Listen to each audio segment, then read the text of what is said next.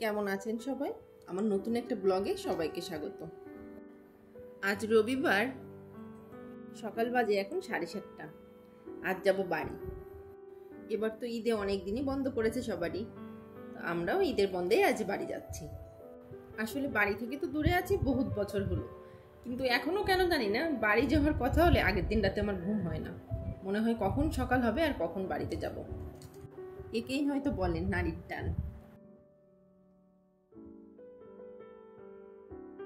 এই যে সকাল সকাল রেডি হয়ে আমি ছেলে মেয়ে নিয়ে নিচে নেমে এসেছি, আর ওর বাবা আসছে। নিচে এসে দেখি এই বাচ্চা দুইটা লাটিম খেলছে। এদের লাটিম খেলা দেখে আমার ছোটবেলার কথা আমার মনে পড়ে যাচ্ছে। আমরা যারা আসলে গ্রামে বড় হয়েছি তাদের ছোটবেলাটা ছিল ভীষণ সুন্দর। বিকাল হলেই সবাই মিলে মাঠে দল বেঁধে চলে যেতাম খেলতে। আর যতক্ষণ না মা লাঠি নিয়ে যেত ততক্ষণ আমরা আসলে বাড়ি ফেরার কোনো নামই করতাম না। আমার কাছে মনে হয় আমাদের শৈশবটা ছিল একদম স্বপ্নের মতো সুন্দর। আমার মেয়ে তো ওদের লাটিম খেলা দেখে ভীষণ এক্সাইটেড। ও আসলে ওর জীবনেই প্রথম দেখলো লাটিম খেলা। এটা দেখে আমার মেয়ে বলছে, মা এটাকে কি বলে? শুধু ঘুরছেই আর ঘুরছে, এটার ঘোরা দেখে তো আমারই মাথা ঘোরাচ্ছে। আপনাদের সাথে কথা বলতে বলতে আমাদের সিএনজিও চলে এসেছে। এবার শুরু হবে আমাদের গন্তব্যের যাত্রা।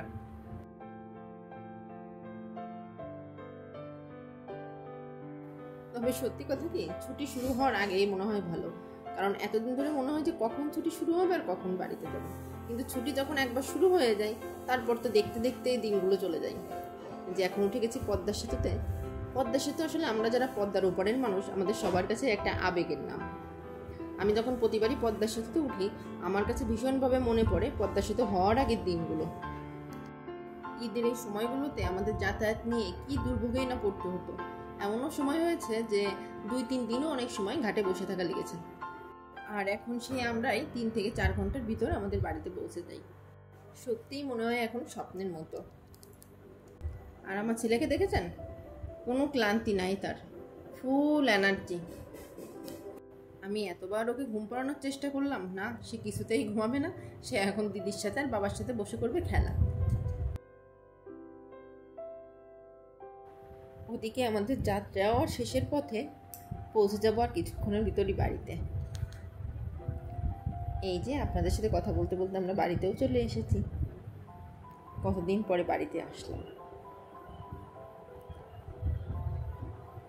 আর এই যে দেখেছেন আমার ছেলে তো বাড়িতে এসেই আমার কাকার কোলে উঠে গিয়েছে। কাকার সাথে বসে বসে আবার সে গল্পও করছে। আবার বিকালের দিকে এসেছে আমার এক বৌদি দেখা করতে আমাদের সাথে, তার কোলে উঠেও সে ভীষণ খুশি। আমার ছেলেটা আসলে কোলে থাকতেই ভীষণ পছন্দ করে। আজকের ভিডিওটি এ পর্যন্তই। সবাই ভালো থাকবেন। দেখা হবে সবার সাথে পরবর্তী একটা ব্লগে। আজকের ভিডিওটি কেমন লাগলো আমাকে অবশ্যই কমেন্টে জানাবেন। যদি ভালো লাগে অবশ্যই একটা লাইক করে দিবেন।